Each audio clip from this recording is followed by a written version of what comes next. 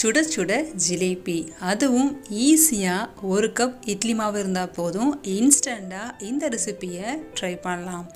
நீங்களும் தாராளமாக இந்த ரெசிப்பியை ட்ரை பண்ணி பார்த்துட்டு எப்படி வந்ததுன்னு மறக்காமல் கமெண்ட் பண்ணுங்கள்.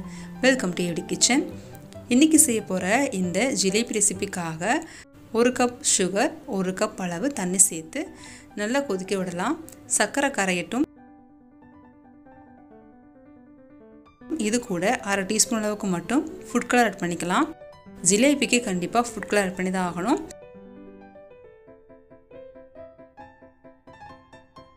சர்க்கரை கரைஞ்சதுக்கு அப்புறமா 2 ஏலக்காய் சேர்த்து கொதிக்க விடுங்க.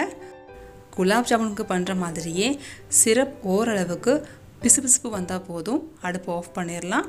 கிட்டத்தட்ட ஒரு கம்பி பதம், அக்யூரேட்டாக கம்பி பதம் பார்க்க தேவையில்லை. உப்பு சேர்க்காத ஃப்ரெஷ்ஷாக அரைச்ச இட்லி மாவு 2 கப் எடுத்துருக்கேன். இது கூடவே 3/4 டீஸ்பூன் அளவுக்கு சோடாப்பு சேர்த்துக்குங்க.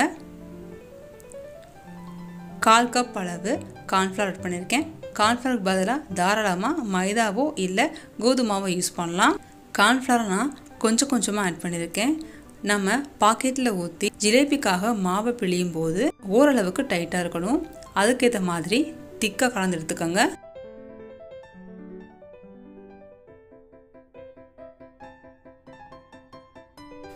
வீட்டில் இருக்கிற நார்மலான பால் கவர் இல்லை ஆயில் கவர் இருந்தால் போதும். ப்ராப்பராக க்ளீன் பண்ண பால் கவர் நான் எனக்கு எடுத்திருக்கேன். இதில் அப்படியே மாவை ஃபில்லப் பண்ணிக்கலாம். இதனுடைய கார்னரை ரப்பர் பேண்ட் போட்டு டைட் பண்ணிவிட்டு இன்னொரு கார்னரில் சின்னதாக ஹோல் போட்டு இதே மாதிரி நம்ம இன்றைக்கி ஜிலேபி பிழிய போகிறோம். அகலமான கடாய் எடுத்துக்கோங்க. இந்த அளவுக்கு ஆயில் இருக்கணும்.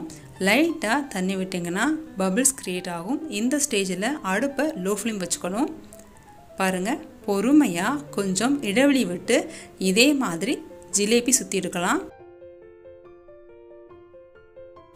ஓரளவுக்கு எண்ணெய் காஞ்சிருக்கணும். அதே சமயத்தில் லோ ஃப்ளேம் மெயின்டைன் பண்ணணும், மறந்துடாதீங்க. நம்ம ஜிலேபி சுற்றும் போதே அகலமாக கொஞ்சம் இடம் விட்டு சுற்றணும்னா அது ஃப்ரை ஆகி கொஞ்சம் ஃப்ளஃபியாக வந்து பார்க்க அழகாக இருக்கும். பாருங்கள், 2 பக்கமும் திருப்பி விட்டு இதே மாதிரி லைட் எல்லோ கலரில் இருக்கும்போது எடுத்துருங்க.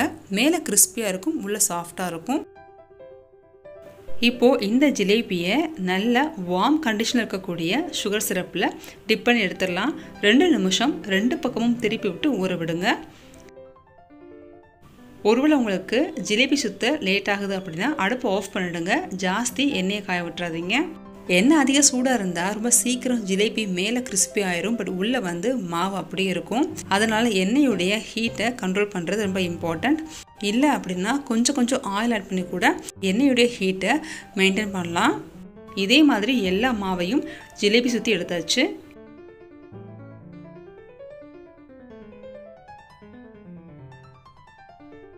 ரெண்டு நிமிஷம் அழகாக ஊறிடுச்சு. ஜிலேபி ரெடி. அவ்வளோதான். ரொம்ப ஈஸியாக இன்ஸ்டண்ட்டாக 2 கப் இட்லி மாவு வச்சு 10லேருந்து 12 ஜிலேபி இன்றைக்கி ரெடி பண்ணியாச்சு. சிரப்பெல்லாம் ப்ராப்பராக உறிஞ்சி மேலே கிறிஸ்பியாக உள்ள நல்லா ஜூஸியாக இந்த ஜிலேபி ரெடி ஆயிடுச்சு. மறக்காமல் நீங்களும் ட்ரை பண்ணி பாருங்கள். இந்த ரெசிபி உங்களுக்கு பிடிச்சிருக்கா? சேனலை சப்ஸ்கிரைப் பண்ணி சப்போர்ட் பண்ணுங்கள். இந்த வீடியோவை உங்கள் ஃப்ரெண்ட்ஸ்க்குள்ள ஷேர் பண்ணிக்கோங்க. வரக்கூடிய தீபாவளிக்கு கண்டிப்பாக ட்ரை பண்ணி பாருங்கள். தேங்க்யூ ஃபார் வாட்சிங்.